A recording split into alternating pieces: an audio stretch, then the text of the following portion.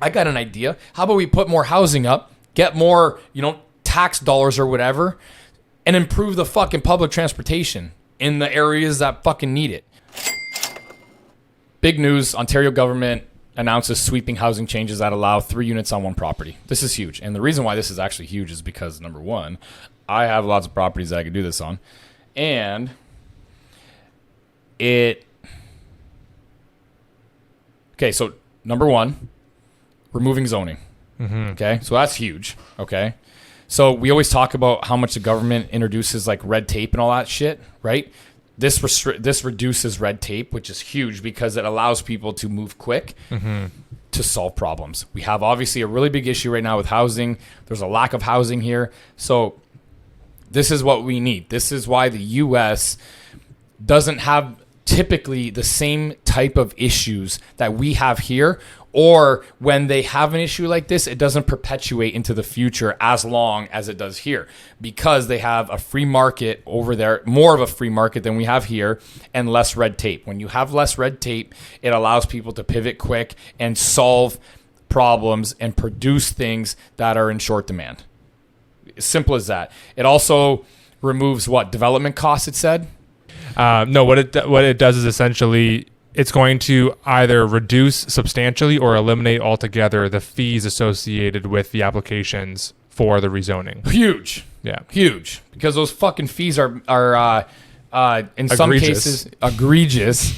And those fees are like 20 to 25% sometimes of the fucking cost of the build. It's ridiculous. Yeah, it's ridiculous, man. Like some developers that I was talking to are like, it's huge. It's huge. Scrap fees including changes in development charges and fees. Ontario will also scrap fees including development charges, parkland dedication levies, and community benefit charges for affordable housing, nonprofit housing, and inclusionary zoning units. This is in addition to reducing development charges up to 25% for family-sized rental units. It's huge. It's not now. It probably all won't go away, but it's a step in the right direction. And what else are we looking at here? A couple things that is very interesting. It looks like what's going to happen is these units would be exempt from development charges and parkland dedication fees under the new... Okay, I already read that. Okay, so another key point here too is the legislation would make it so that municipalities can't set restrictions on unit sizes or require more than one parking space per unit. That's also fucking huge. And the reason why that's huge is because I've run into this issue where I wanted to put basement units or an ADU in the back of a unit, and I didn't have a parking space available for it, right, on the street or like dedicated in front of the house or in the driveway or whatever. I didn't have a dedicated spot for it, as well as lot coverage percentage. That's also huge because some of these situations, they require you... I don't know what parkland means. I don't know if parkland means, lot coverage, greenery, green space. I don't know what that means. But at the end of the day, if you're not required to have a certain amount of lot coverage, like if you're not restricted by lot coverage, that could also be huge, man, because you have certain scenarios where here in this building right here, I had to go for I can't remember what they're called. What are they called? It's like when you go in for like an amendment or like an easement. No, I can't remember what it's called. There's a specific term. Guys, help me out in the comments. There's a specific term that when you go and you ask for like an exception, I can't remember what it is. There's a specific term for that. Anyways, the lot coverage on this building, I think I was not allowed to go over 50%. Okay. The building envelope was 51. Okay. Because I put a covered, what I was doing was in the plans, there was a covered dock area. Okay. So when the trucks pull in, they can unload the truck and instead of opening up the door to our raw material department, the door could stay closed. The main dock door, when the truck leaves, can close. Then we open up that one to prevent, just another step in helping to prevent cross-contamination. So that would bring us over the 50% lot coverage allocation for this lot. Well, we had to go in for a... I can't remember what it's called. I know the word too. It's like right on the tip of my tongue here. Minor variance. That's what it was. I was yes. going to say, I was thinking, like, I was literally on the tip of my tongue. Anyways, we had to go for a minor variance, and that shit takes all kinds of fucking time. Yeah. So if that's no longer there, that's a very reasonable thing to pass to make things happen quicker, right? So and then not having the right amount of parking spaces for, you know, a certain amount of units. Not everybody fucking drives. You know, I have buildings and property, even like the condos that I own downtown, or that I had the condos that I do still own downtown. That was part of my first portfolio of properties that I bought. Yep. There's 220 units in that building. There's only 180 parking spots. It works fine. If you need a parking spot, don't fucking rent that building if there's not one available. And that's it. It's as simple as that. It shouldn't be like this big fucking thing where you have to require everybody, especially in today's world. I got an idea. How about we put more housing up, get more, you know, tax dollars or whatever, and improve the fucking public transportation in the areas that fucking need it, right? Because not everybody drives a car. Like, that's such a smarter way to do things. And this is what I'm talking about.